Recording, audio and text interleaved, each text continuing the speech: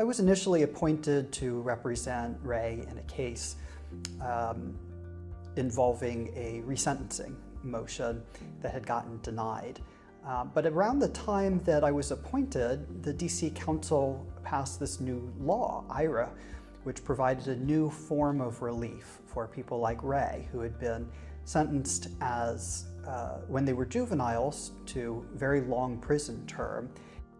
The implications of IRA is that what you do is you take a person, a defendant in most cases, bring them before a judge for a judge to review whether or not that they are capable of going back in the community and without reoffending. When I started working on Ray's case, the first thing I thought is, I need to tell the story of a person over many, many years to this judge who was not Ray's sentencing judge, doesn't know who he is, and I need to do the best I can to present my client to the court, warts and all, as somebody that the judge should want to see in free society. I had had experiences when I had done cases earlier in my career working with mitigation specialists, and I thought that's going to be indispensable for this case, is to find somebody who can do the investigative work to learn everything that we need to know to present to the court about Ray, but who also can think thematically and understand Ray as a person and help me take that information and put it into emotion and bring it to life for the court. The value of mitigation, well, I mean, specifically in IRA cases, is that there is a list of IRA factors that the judge has to consider. So this really gives us an opportunity to tell this rich, compelling story. And in my experience with Ray, and really I'll say too, also in my experience with all other folks who have worked within IRA cases, they're such great collaborators. This is their life.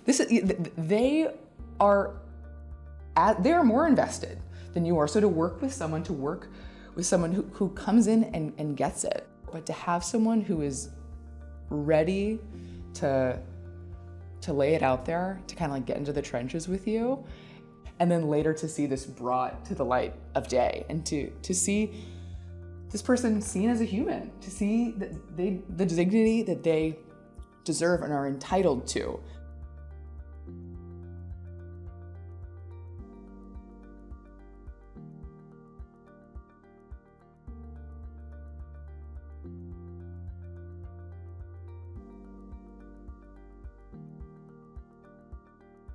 It feels great to wake up a free man and an advocate on countless of others at the Washington Lawyers Committee.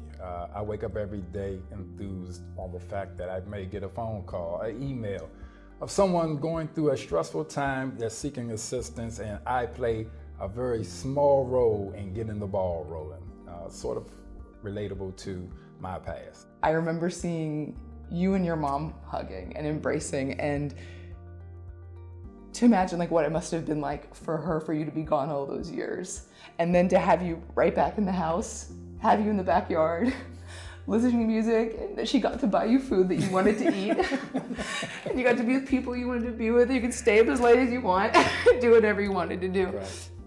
It was really one of the most special days of my life, and definitely just my biggest professional day, but just personally so impactful and really meaningful to me.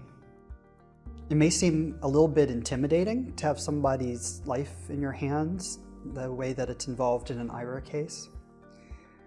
And you might think, well, I don't have experience in this specific area. Maybe you're an associate who hasn't been practicing very long and mostly does document discovery. What I would say to you is that these types of cases turn on your ability to be human and to tell a story. And that's all the experience and judgment that you need. When I think about when I was in law school and why I decided to become a lawyer, it was precisely for work like this. And unfortunately, you don't always get to do exactly the kind of work you want throughout your career.